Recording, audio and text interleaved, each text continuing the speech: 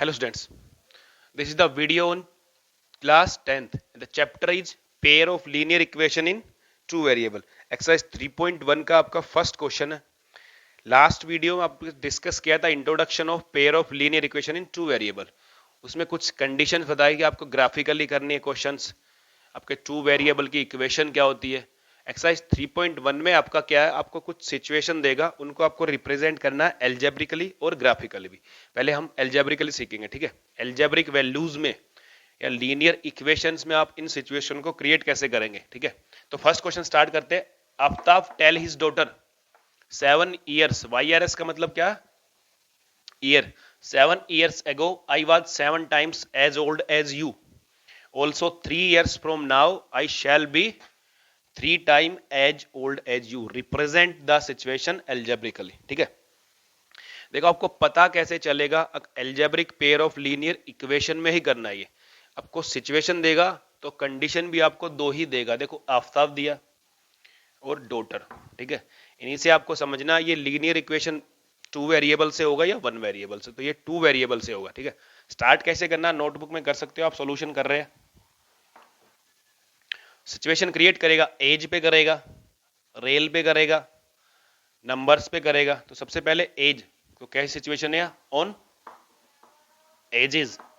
तो यह आपकी सिचुएशन प्रॉब्लम है एज पे, ठीक है. तो फर्स्ट लेते हैं लेट. करने कैसे एज के क्वेश्चन, हमेशा let present age of Aftab, हमेशा प्रेजेंट एज ही कंसीडर करनी है. वो हमने एक्स ले ली, ठीक है. ऐसे ही late present age of Aftab daughter, समझ जाओगे ना, ये डॉटर है, ठीक है, वाई. तो हमने आफ्ताब की एज को एक्स कंसीडर किया है. इन्हीं सिचुएशन को एल्जेब्रिक लिखेंगे और आफ्ताब की जो डॉटर है उसकी एज को वाई कंसीडर किया, ठीक है. उसके बाद देखो क्वेश्चन पे आओ. 7 years ago, 7 साल पहले, ठीक है. अब मान लो आप 10 years के हो, तो 7 साल पहले कितने हो, तो आप क्या करोगे, 7 को माइनस करोगे, ठीक है. तो आप 3 years के होंगे. मतलब एगो में आपको क्या करना है, सब्ट्रैक्ट करना. अब देखो हमने क्या लिया, प्रेजेंट एज एक्स लिए. तो अगर हम 7 years एगो जाएंगे तो 7 से माइनस करेंगे. हमारी एज अब 10 नहीं है, हमने प्रेजेंट एज एक्स को लिया. तो 7 year एगो, तो 7 years एगो जो आफ्ताब की एज होगी, आफ्ताब एज वो कितनी होगी, प्रेजेंट एज. यही कर रहे हैं ना. अगर मान लो आप 15 years के और अब मैं बोलूं 10 years एगो कितने साल के होगे, तो आप क्या करोगे, 15 से 10 को माइनस करोगे, ठीक है. तो हमने भी यही कंसिडर किया. आफ्ताब प्रेजेंट एज में एक्स ईयर्स का 7 years एगो की बात करा तो 7 को माइनस किया. आफ्ताब डॉटर कितनी एज होगी, आफ्ताब डॉटर एज कितनी होगी, y माइनस 7, ठीक है. एक मिनट चेक करते हैं कहीं बोर्ड नीचे नहीं जा रहा हो कैमरे से, ठीक है. तो 7 years एगो आफ्ताब एज ये हो गई, Aftab daughter age y minus 7. अब देखो सिचुएशन पे आओ. 7 years एगो आई वॉज, आफ्ताब कह रहा I was 7 times as old as you, ठीक है. I was 7 times as old as you. यहीं पे लेते हैं. तो जो आफ्ताब की एज है x माइनस 7 है, इक्वली पुट करेंगे, ये डॉटर एज है. तो आफ्ताब क्या रहा है, 7 years एगो आई वॉज 7 times, मैं आपका 7 times हूं आपकी एज का. I was 7 times as old as you, ठीक है. तो 7 times कर दिया डॉटर की एज को. तो x माइनस 7 7y अंदर मल्टीप्लाई करेंगे. टाइम्स कभी भी आए 7 times 3 times तो आपको मल्टीप्लाई करना है. तो x ये 7y प्लस है, उधर जाएगा तो ये माइनस हो गया. इधर ये माइनस 7 था और ये माइनस 49 भी प्लस के 49 इक्वल टू 0. तो x माइनस 7y और माइनस 7 प्लस 49 कितना होगा आपका, प्लस के 42 ना, ठीक है. तो ये आपकी देखो एल्जेब्रिक होगी, ठीक है. कंसीडर करना, फिर स्टार्ट करना हो आपको प्रेजेंट एज से. एक्सरसाइज 3.1 का कोई मतलब नहीं है बनाने का, ठीक है. ये आपको सिर्फ बता रहा कि आगे जो क्वेश्चंस आएंगे वो कैसे आएंगे, ठीक है. तो प्रेजेंट एज लेंगे, एगो की बात करेंगे तो एज को माइनस करेंगे, दोनों कंडीशंस को इक्वल पुट करेंगे, फिर जो कंडीशन दी है उसको अप्लाई करेंगे। आई वॉज 7 टाइम्स, तो आफ्ताब अपनी डॉटर की एज का कितना टाइम्स है? 7 टाइम्स, हमने कर दिया। ठीक है, उसके बाद क्या कह रहा है? Next one is 3 years from now. देखो नाउ की बात कर रहा, अब आगे प्रेजेंट से फ्यूचर की बात कर रहा हो। इसको रफ करो,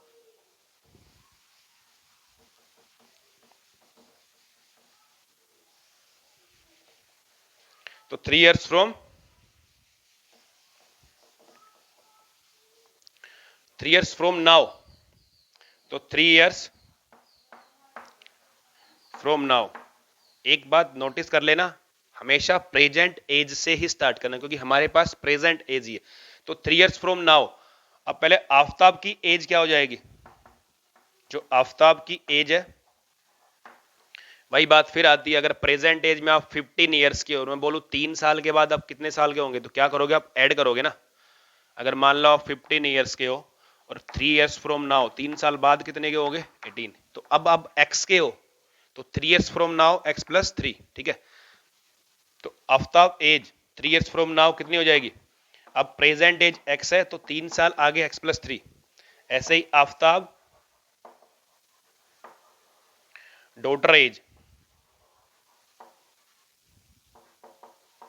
वो कितनी हो जाएगी? Y plus 3।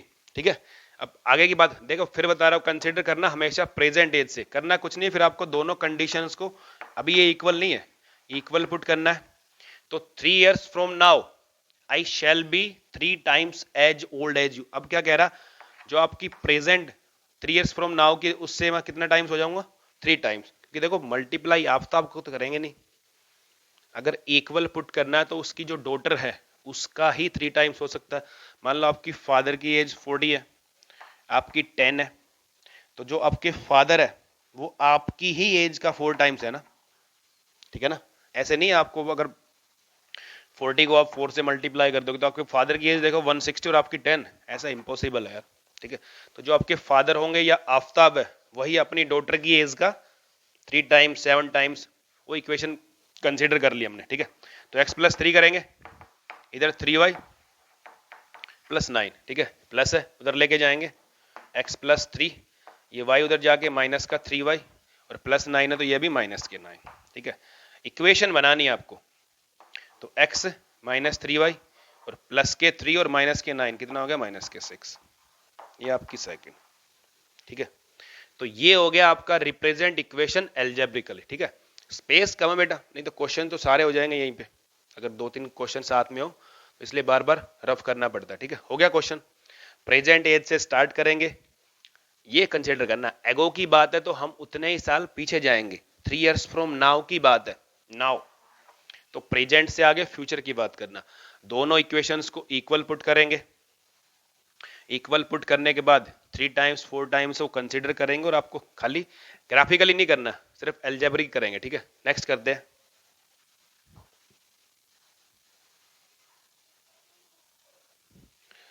देखो नेक्स्ट क्वेश्चन करते हैं, क्वेश्चन नंबर सेकंड।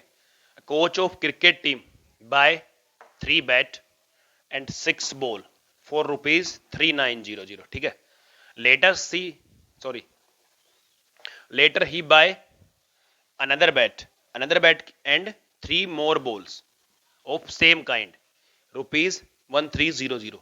रिप्रेजेंट करना सिचुएशन को वही एल्जेब्रिकली। ठीक है, अब देखो वही आगे ना बात, वही बॉल और बैट दिए, तो pair of linear equation 2 variable से ही सोल्व होगा।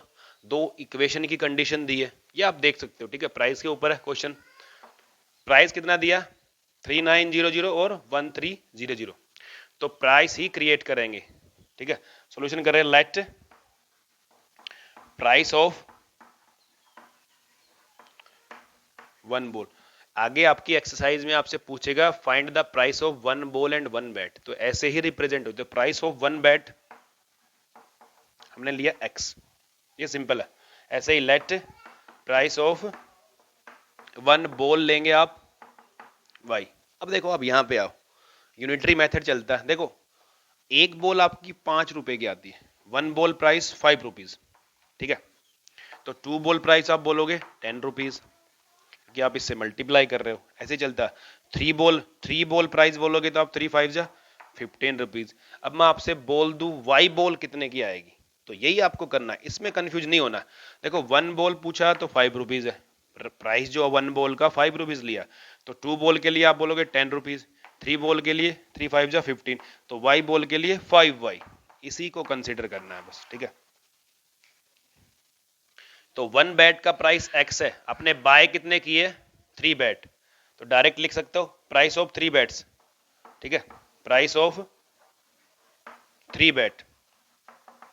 1 बैट आपने x रुपीज का 1 बैट, ठीक है, x रुपीज का 1 बैट, तो 3 बैट कितने के आएंगे, x रुपीज का 1 बैट 3 बैट 3x रुपीज के, ठीक है। ऐसे ही बॉल कितनी, 3 बैट एंड 6 बॉल, तो 6 ball price of 6 ball 6y, ठीक है।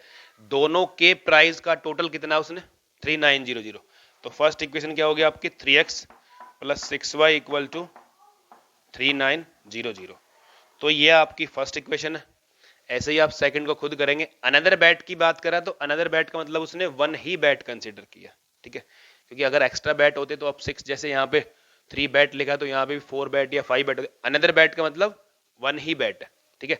तो price of 1 bat and 3 more ball, तो price of 1 bat and 3 balls कितना 130, ठीक है। सेकंड आप खुद कर लोगे। नेक्स्ट करते हैं।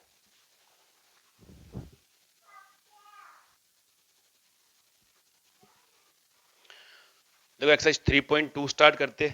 मैंने क्वेश्चंस जो स्किप किए वो एक्सरसाइज 3.1 का लास्ट क्वेश्चन, ठीक है, उसमें आपका cost of 2 kg apples 1 kg grapes दिया 160, ठीक है, उसको आप खुद करेंगे, ट्राई करेंगे, इजी क्वेश्चन है। एक्सरसाइज 3.2 का क्वेश्चन नंबर फर्स्ट का फर्स्ट पार्ट मैं पहली वीडियो में करा चुका हूँ। क्वेश्चन नंबर सेकंड को भी आप खुद करेंगे, खाली आप इक्वेशन बनाएंगे, आपको सोल्व नहीं करना है, ठीक है, क्योंकि जो 3.3 एक्सरसाइज है वहां से आपके मेथड स्टार्ट होंगे, वहीं से हम क्वेश्चंस को सोल्व करना स्टार्ट करेंगे बाय एलिमिनेशन सब्स्टिट्यूशन, ठीक है। तो आप एक्सरसाइज 3.2 के क्वेश्चन नंबर फर्स्ट के second parts, 5 pencil and 7 pens cost ₹50, खाली उसको आप रिप्रेजेंट करेंगे अलजेब्रिकली, ठीक है। क्वेश्चन नंबर 2 स्टार्ट कर रहे हैं। देखो कुछ इक्वेशंस दिए आपको, कुछ इक्वेशंस दिए आपको, बतानी ये इंटरसेक्टिंग है, कंसिस्टेंट है, कोइंसिडेंट है, जो मैं पहली वीडियो में डिस्कस कर चुका हूं। उसके लिए मैंने बताया था ये A1 होता है, ये B1, ये C1, ठीक है, तो उन्हीं को करेंगे हम। तो कंडीशन सबसे पहले A1 अपॉन A2 करेंगे, तो 5/7। देखो इक्वल पुट कर रहा हूं, अभी इक्वल है नहीं, उसी के हिसाब से हम डज नॉट इक्वल करेंगे, -4/6, ये तो साफ दिख रहा, आगे करने की जरूरत नहीं है। A1 upon A2 does not equal to B1 upon B2, तो किसकी कंडीशन है ये, तो आपको पता है किसकी कंडीशन है ये, इंटरसेक्टिंग लाइंस। दोबारा रिपीट कराओ क्वेश्चन कराते टाइम, ठीक है। इंटरसेक्टिंग लाइन ना हो तो आप बोल सकते हो यूनिक सॉल्यूशन होगा। अगर दोनों ही ना हो आपके क्वेश्चंस में, तीसरी बात आप इसको क्या बोल सकते हो, कंसिस्टेंट, ठीक है। जो आपसे पूछा हो इस इक्वेशन के बारे में, इन तीनों में से एक नाम है, तो यही आपके आंसर है, ठीक है। सेकंड करते हैं, वही करते हैं A1 upon A2, A1 upon A2, first आप इक्वल ही पुट करेंगे, सेकंड 3/6 इक्वल, यहाँ सोल्यूशन देखो मैंने इसको C1/C2 इसलिए लिया क्योंकि हमारा सोल्यूशन यहीं से आ गया, ठीक है, इक्वल है 1/2, कट गया ना, 1/2 1/2। तो तीनों इक्वेशन में A1 upon A2, A1 upon A2 equal to B1 upon B2 equal to C1 upon C2 है, तो ये किसकी कंडीशन है आपकी, किसकी कंडीशन है, कोइंसिडेंट। अगर कोइंसिडेंट ना हो, दूसरा नाम इसका क्या हो सकता है, इनफाइनाइट सॉल्यूशन, ठीक है। इसके ग्राफ की बात करें तो इसका ग्राफ अगर आपका ये वाई एक्सिस है, ये एक्स है, तो इसका ग्राफ आपका कहीं ना कहीं एक पॉइंट पे इंटरसेक्ट होगा। इसके ग्राफ की बात करें तो ये आपकी वाई एक्सिस है, ये आपकी एक्सिस, तो अगर आपकी ये लाइन फर्स्ट इक्वेशन की है तो सेकंड भी ऐसे ही जाएगी, ठीक है। दोनों इक्वेशन एक दूसरे पर कोइंसिडेंट होगी, मतलब आपस में बिल्कुल सेम होंगी। एक दूसरे के ऊपर से, कोइंसिडेंट। इनफाइनाइट सॉल्यूशन ये भी ना हो, सॉल्यूशन तो है, मैंने बताया था इफ यूनिक सॉल्यूशन और इनफाइनाइट सॉल्यूशन, तो दोनों को कंडीशन को क्या बोलते हैं, कंसिस्टेंट। तीसरी कंडीशन क्या होती है, a1/a2 इक्वल टू b1/b2 है but does not equal to है, तो आपकी पैरेलल लाइन की कंडीशन है, लेकिन ये तो इक्वल है, ठीक है। क्वेश्चन नंबर सेकंड में आपका यही है, थर्ड क्वेश्चन भी आपका यही है। क्वेश्चन नंबर 4 करते हैं, ठीक है।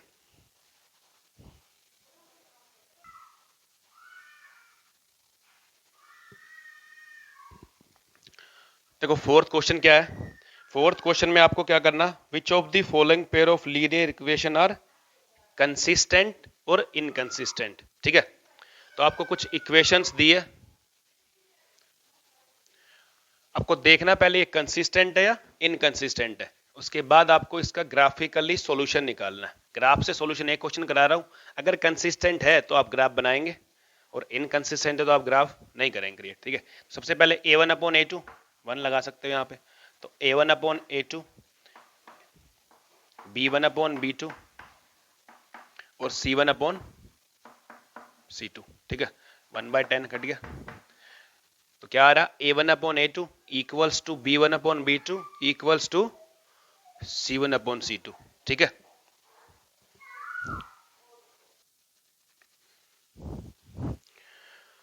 सॉरी फॉर द डिस्टर्बेंस बेटा, थोड़ी बाहर साउंड क्रिएट हो रही थी इसलिए, ठीक है। तो अगर a1/a2 equal to b1/b2 equals to c1/c2, तो ये किसकी कंडीशन है आपकी, बोलो, इनफाइनाइट सॉल्यूशन की, ठीक है।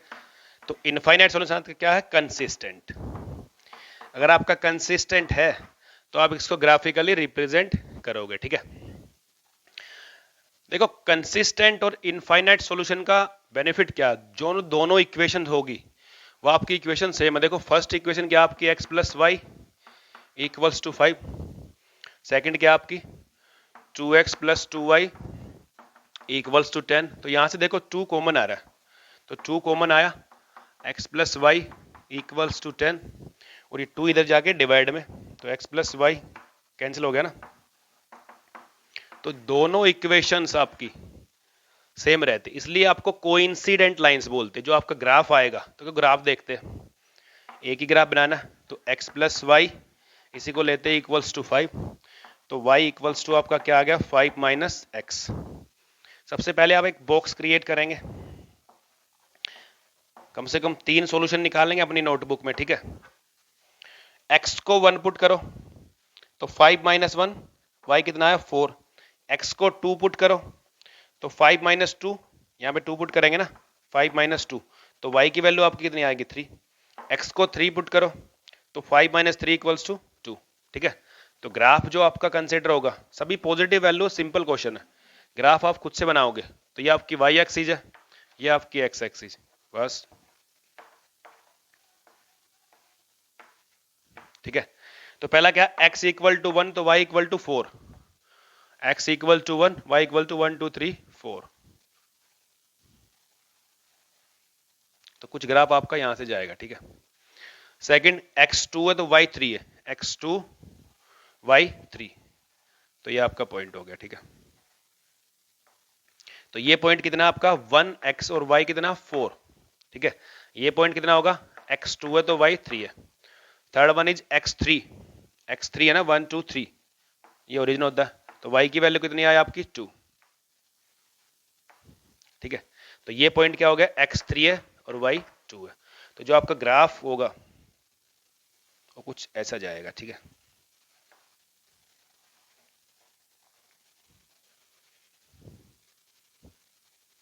निकाल लोगे ना, अगर कंसिस्टेंट है तो आप सॉल्यूशन निकालो ग्राफिकली, अगर इनकंसिस्टेंट है, इनकंसिस्टेंट के लिए आपको बता a1/a2 इक्वल्स टू b1/b2 आए but does not equal to c1/c2 आए, तो ये आपकी किसकी कंडीशन है, पैरेलल लाइंस की, ठीक है।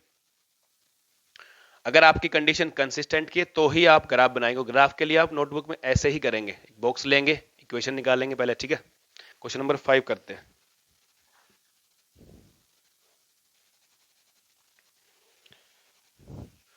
देखो क्वेश्चन नंबर 5 है आपकी एक्सरसाइज 3.2 का, यहाँ पे इस क्वेश्चन का कुछ लॉजिक नहीं बनता है। देखो हम स्टार्ट कर क्या रहे हैं, हम pair of linear equation in 2 variable, और ये क्वेश्चन आपका 1 वेरिएबल से सोल्व हो जाता है।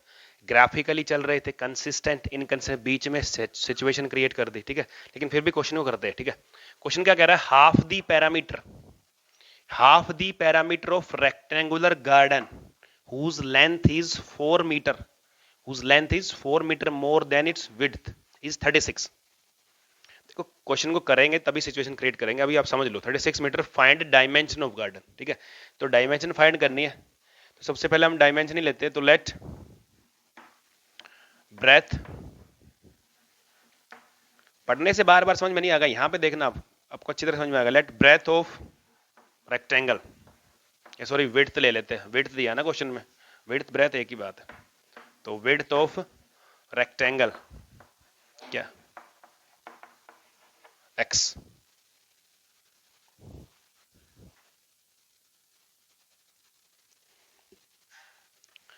Late width of rectangle x लिए, तो उसके बाद देखो क्या कर रहा है, rectangle garden whose length is 4 metre more than its width.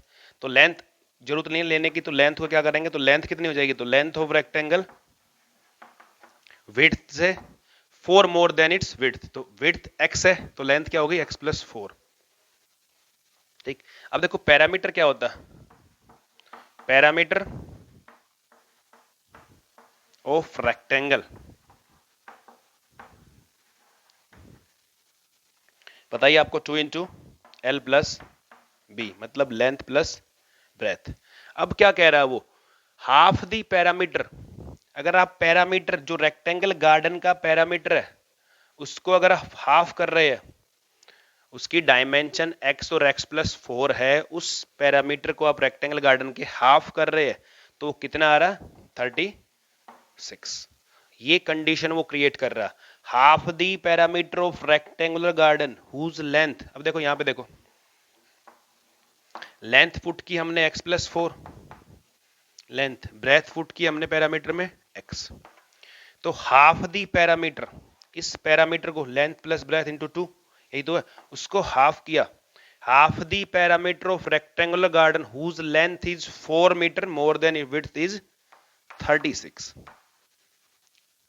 Dimension हमें निकालनी है, तो 2 से 2 कैंसिल आउट हो गया, x और x कितना होता है, 2x प्लस 4 इक्वल टू 36, 4 इधर आएगा, 2x इक्वल टू 4 इधर आके माइनस होगा, 36 माइनस 4, तो 2x इक्वल्स टू आपका 32, ठीक है।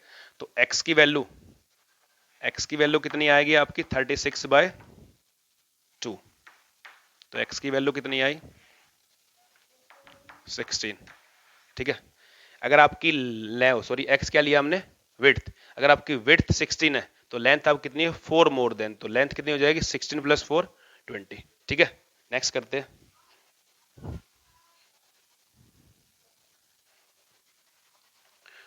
देखो क्वेश्चन नंबर 6 क्या कह रहा है आपका, गिव द लीनियर इक्वेशन। आपके पास एक लीनियर इक्वेशन है, आपको दूसरी इक्वेशन निकालनी है जो इस इक्वेशन के साथ इंटरसेक्ट होगी, ठीक है।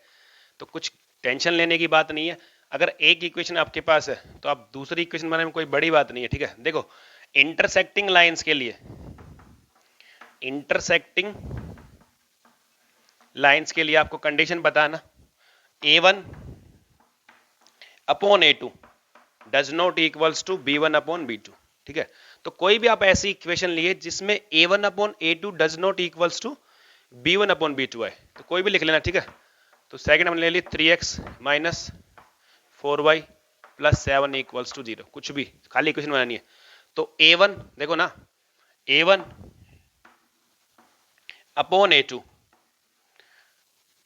पहले इक्वल लगाएंगे, b1 अपॉन b2, ये इक्वल है, तो कंडीशन किसकी है, इस इक्वेशन के साथ इंटरसेक्टिंग लाइंस की, ठीक है। सेकंड क्या बोल रहा है आपका, इसी के साथ लेना, ठीक है, यही इक्वेशन कंसीडर करनी है आपको, पैरेलल लाइंस के लिए इक्वेशन बनानी है। तो पैरेलल लाइंस की आपको कंडीशन बता, a1 upon a2 equals to b1 upon b2 does not equals to c1 upon c2, ठीक है। तो आप देखो, चाहे तो आप a1 और a2 और b2 को आप a1 a2 की तरह सेम ले सकते हो, ठीक है, या आप रेशियो को एक्सटेंड कर सकते हो, आपको यही चेंज करना है ना। देखो पैर लाइंस की 2 4 जा करो, सॉरी 2 2 जा करो, तो डबल करो A2 को, A1 का डबल कर दो A2 को, ऐसे ही B1 का डबल कर दो B2 को, 3 2 जा 6, ठीक है। और इसको आप चेंज कर दो, तो -12 ले लो या -15 ले लो, ठीक है। अब देखो A1 अपॉन A2, ठीक है, यही इक्वेशन लेनी है आपने, 2x + 3y - 8। ये इक्वेशन और ये इक्वेशन अगर ये कंडीशन सेटिस्फाई कर रही है तो आपने ठीक ली है। तो A1 upon A2 equals to B1 upon B2, starting में इक्वली लिखना है, तो ये कैंसिल हो गया, ये भी कैंसिल हो गया। अब देखो ये तो 1/2 नहीं है, सिर्फ माइनस कैंसिल हो रहा, तो A1 upon A2 equals to B1 upon B2 does not equals to C1 upon C2, ठीक है। तो किसकी कंडीशन है, पैरेलल लाइन की, तो इसके लिए पैरेलल लाइन की इक्वेशन आपकी ये हो गई।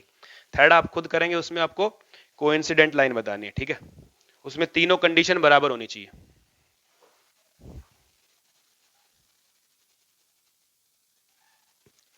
लास्ट क्वेश्चन है आपका क्वेश्चन नंबर 7, ठीक है।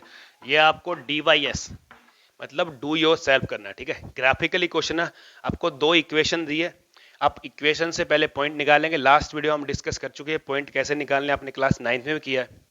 उसके बाद क्वेश्चन में बोल रहा उन पॉइंट से आपका कुछ इस तरह के इंटरसेक्टिंग लाइंस के पॉइंट है, ठीक है। क्वेश्चन नंबर 7 की बात करें, ट्रायंगल फॉर्म होगा, वो ट्रायंगल जो फॉर्म होगा कुछ इस तरह का, एक्स एक्सिस के साथ और इक्वेशंस के साथ, उसको आपको शेड करना है। क्वेश्चन में लिखा, लेकिन मैं कह रहा हूं, ठीक है, आप उसको शेड करेंगे, इतना ही करेंगे। अगर फिर भी नहीं हो तो व्हाट्सएप पे आप पूछ सकते हैं, मैं इस क्वेश्चन को सोल्व करा दूंगा, ठीक है। एक बेटा सेकंड, कुछ बच्चे ग्रुप को लेफ्ट कर देते, यार ग्रुप को लेफ्ट मत करो, ठीक है। टीचर्स हैं हम, एक्टर्स नहीं है, लेकिन फिर भी कोशिश कर रहे हैं सिर्फ आपके लिए, नहीं तो कोई शौक नहीं है यहाँ पे यूट्यूब पे पढ़ाने का, हम बोर्ड्स पे और ट्यूशंस पे ही अच्छा करते हैं, अपनी तरफ से पूरी नॉलेज दे रहे हैं। एक ग्रुप को लेफ्ट मत किया करो, ये आपके फायदे के लिए ही है, ठीक है। तो आज के लिए थैंक यू।